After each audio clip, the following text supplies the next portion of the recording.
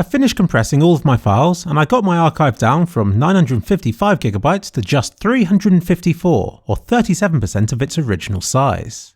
When I announced that I was doing this, I was met with a lot of criticism. Comments said that I should just buy bigger hard drives or that I should use a cloud service instead, when actually, compressing these files has made it easier and cheaper to do these options as well. Suggesting that I store my backup in bits across several hard drives or that I use RAID wouldn't help.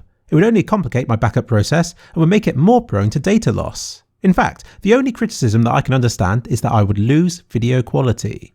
I mean, who knows when that holiday footage from 2007 will help solve a crime because you saved it at a high enough bitrate. My old plan was to hold on to original copies of everything for long enough that hard drives grew so big it didn't matter about their original sizes anymore, but regardless, to compress them to 37% of their original sizes with unnoticeable image deterioration is a welcome option. And the truth is, re-encoding is the least of my old videos' worries. Most were rendered using the wrong settings in the first place when I originally made these files a decade ago. I'd save 50 FPS interlaced videos at 30, or would choose the wrong resolutions or aspect ratios, and as a result I'd totally ruin what little quality the original clips had. Some were so full of compression artifacts that re-encoding them actually upped their file sizes. In fact, those hundreds of raw camera clips that I never got around to editing have gone from being a huge burden to something I look forward to finding, since I can now edit these files to a standard that I couldn't have dreamed of back in the day. I may learn more in the future, but right now I feel qualified enough to be able to edit and to store these files in a high enough quality and a small enough file size.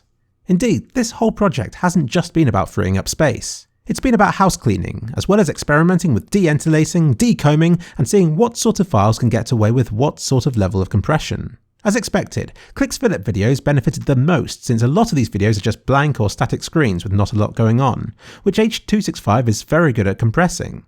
And I've concluded that for video and holiday footage, getting the default resolution and frame rate is more important than having a high bitrate. And interlacing can go die a painful death as far as I care.